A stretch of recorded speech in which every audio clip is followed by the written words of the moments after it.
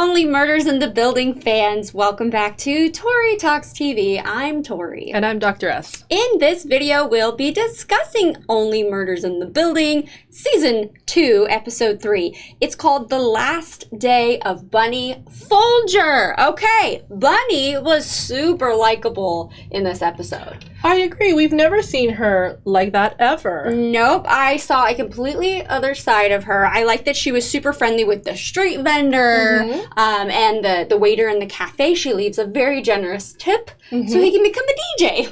What was up with that, I though? support that. Is that a little... It wasn't the first time, though. Yeah. Right? So I was wondering what was up with him because I'm a little bit suspicious of him now.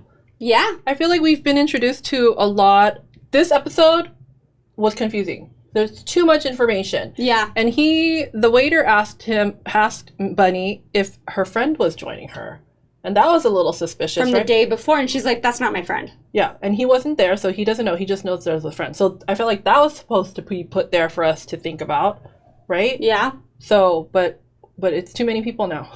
No, you're right. And now that you mention it, the waiter, why is she giving him such large sums of money? Why does she take such a liking? Is this like a child of hers that she knows about but he doesn't? I don't know. That is a really good question to ask. It was a fat wad of cash in that envelope, and she definitely said it made it sound like it wasn't the first time that happens regularly, so why? Who are you? Who are you? Kid. Mm-hmm.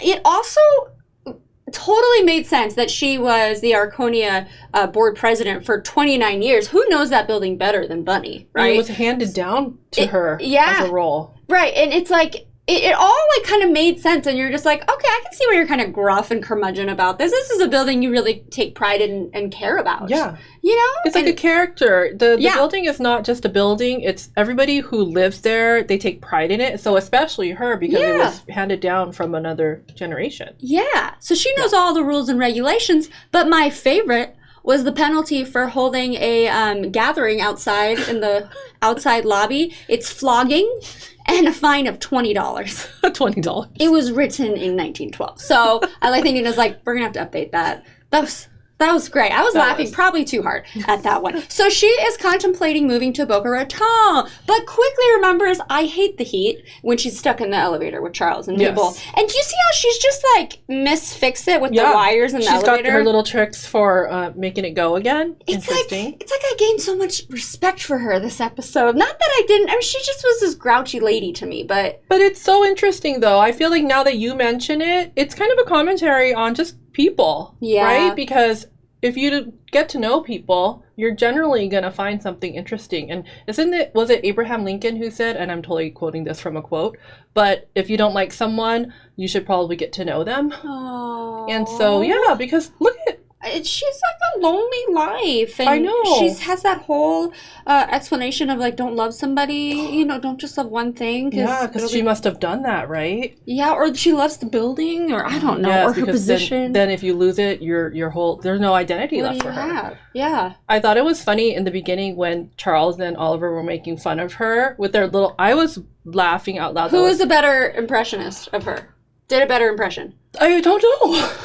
I think they were just cracking me up with it was subtle, but they were both accurate to me. Yeah. But it's so funny because that's probably the surface, right? That's how they see her. And then the rest of the episode proceeded to be about all the stuff that's below that they probably have never seen. Yeah.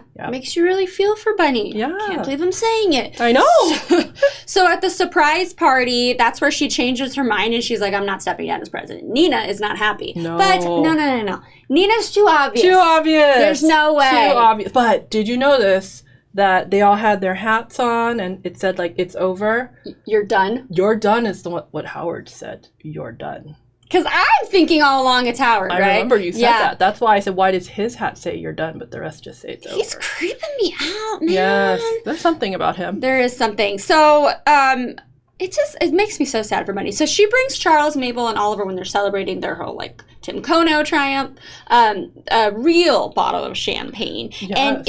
And then they give her, like, their merch, like a sweatshirt, and she looks so cute in it. But yeah, they're kind of like, thanks, bye, and then she's wailing in the hallway. They're, like, watching her from the peephole. Oh my god, it was so sad, but it really is true. What if they had invited her in? She might not have died that day.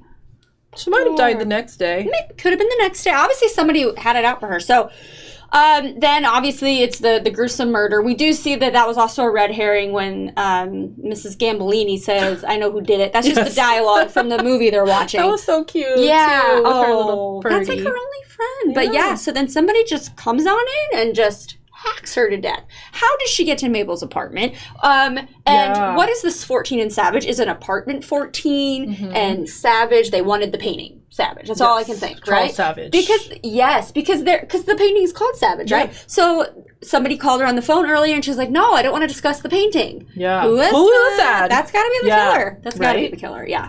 Yeah. But was it her mom? Was it Leonora?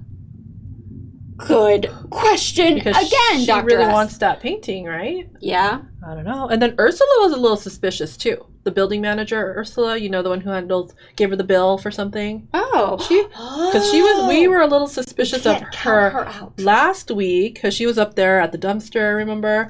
And then this time, it was just a little bit. She was just there briefly. But I feel like she's more to come on her. I like to put her on the table. Yes, there you go. exactly. I like that too. None of the obvious. No. Nina, no. Come on. No, she might know something, but she didn't do it. I got a little suspicious of Uma, her friend, who obviously doesn't want her to move or whatever, because she really wanted to. She knew how much that painting was worth, and she has keys to her apartment. But then I was like, I don't really see. They really seem like buddies. They right? do. Yeah, like you wouldn't kill her, right? But yeah, I'm gonna go with still because my first impression, suspect, my prime suspect is still Howard. Okay.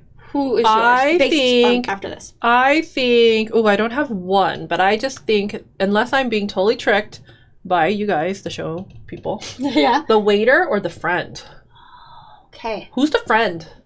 The friend at the cafe. Yes. Well, and it could be Howard because, right? Because she's like, he's not my friend. I mean, it could be anybody at that building, but she's not going to claim them to be friends. True. But also, I think because last season the killer was a woman, I think it's going to be a man. I think they can't keep having the suspect, the murderer, be a woman.